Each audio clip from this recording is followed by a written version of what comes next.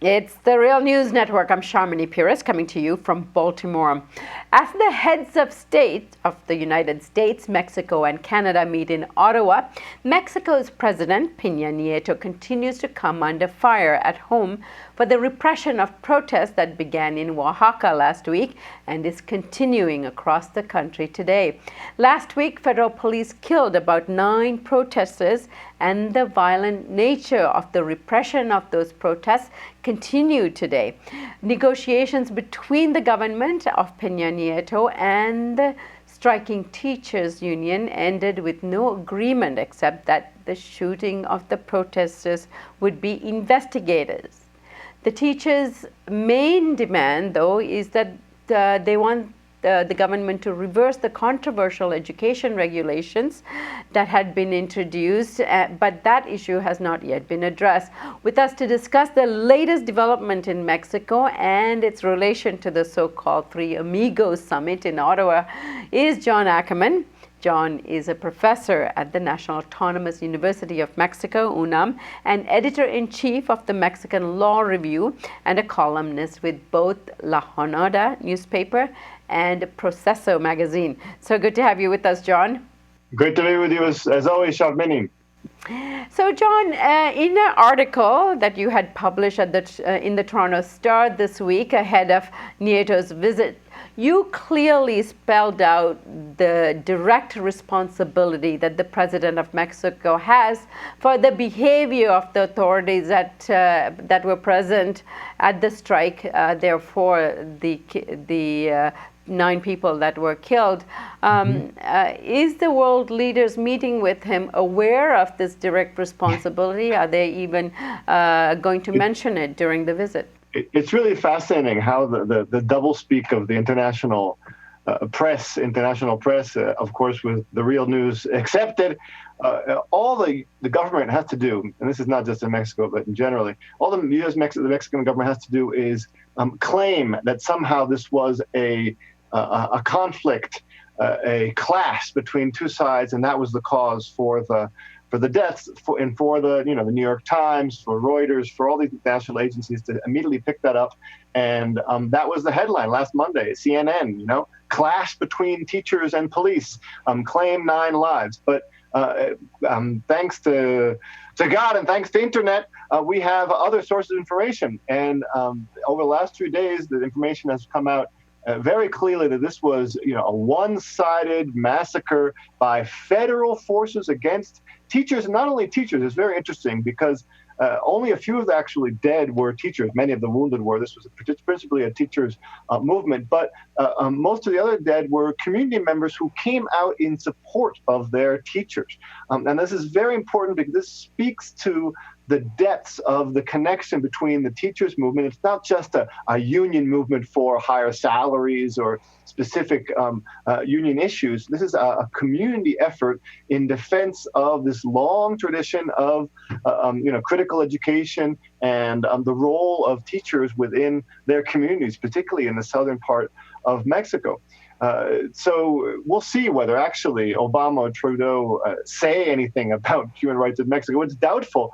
But here we do have a smoking gun, because even in the Ayotzinapa case, for instance, in which the 43 students were disappeared, it was very clear that federal police and the military were very close to the area and perhaps even participated directly in the violation of the human rights and the disappearance of these kids.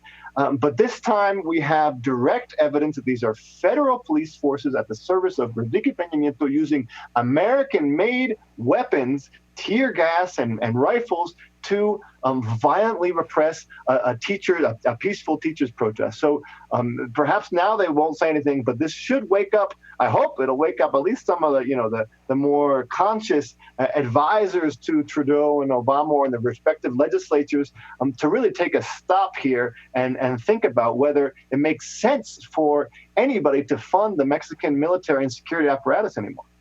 And this is particularly ironic because in a place like Canada, where if, for example, the RCMP were to open fire on teachers protesting in Ottawa, it would be headline news. And in this case, the president of Mexico, with the same responsibility, arriving in Toronto, arriving in Ottawa, and there's very little shout-outs. But there was some shout-out, as some of the footage we have shows. What was that all about? Yeah, well, this is very important. There are lots of Mexicans in Canada, and there are lots of Canadians from the civil society who are aware of what's actually happening in Mexico. Government, we've pretty much given up on, government solidarity with civil society in Mexico. Enrique Peña Nieto plays a key role in North American integration and defense in this increasingly complex world, as they say in their studies about this.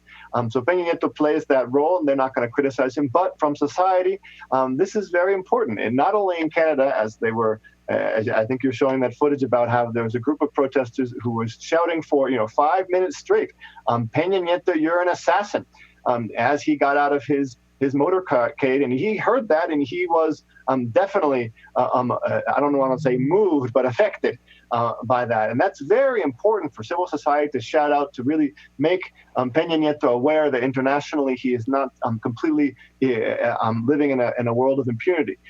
Internationally, there's been other shows of solidarity from Argentina, from Spain, the most important unions from Spain, from Podemos itself, in England, and France, and throughout Latin America, there's been solidarity. We're sort of reviving these international networks, which really started to consolidate around the Ayotzinapa case, so the 43 students, which, by the way, are still missing. There is absolutely no progress on where these 43 students are after almost 2 years. That's why it's so unbelievable that now the Peña Nieto administration will actually be able to get to the bottom of what happened in Nochistlán in this massacre.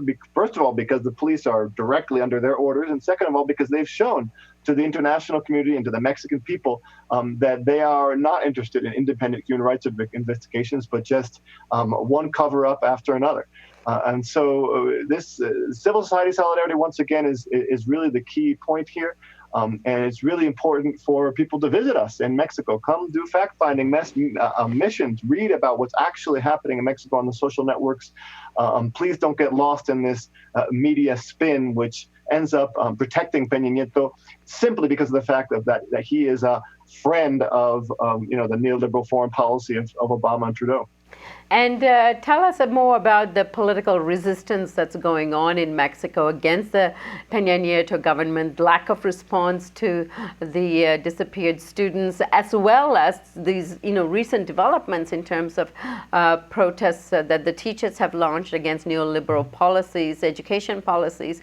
But there's more of a groundswell going on in Mexico, and tell us more about that. Yeah, well, this is the good news. Mexican civil society is very active. It always has been. And in this particular case of this massacre of Oaxaca, and within the larger protests against the so-called education reforms, which are not education reforms, these are labor reforms designed to basically fire the most critical and experienced teachers. But particularly with this massacre, there's been an incredible groundswell, as you mentioned, of protest and mobilization. Just this last Sunday, on the 26th of June, over 200,000 people flowed to the streets of Mexico City. This was a march principally organized by the new opposition party, the Morena Party, the left-wing party. It's sort of similar to Podemos, although I think it has a lot more potential and depth and strength than Podemos does. They brought out hundreds of thousands of people to the street on Sunday.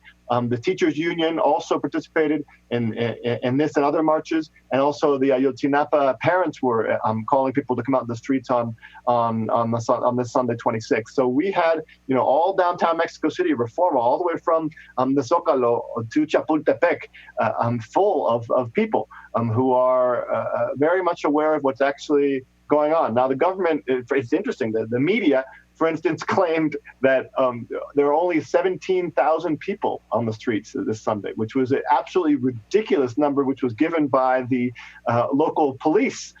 These local police work for the local government, which is of the old left, the PRD, and who is very much interested in basically, covering up this incredible surgence of this new left-wing politics and this alliance which is developing. This is the really new thing politically, a real alliance, or at least a rapprochement between the social movements and this new party, where we're really trying to construct in Mexico a party movement called Morena, along with the teachers and the social movements, which would be, something similar to, or at least have the same function as, MAS in Bolivia, or the similar institutions and parties in Ecuador or Venezuela or the PT in Brazil.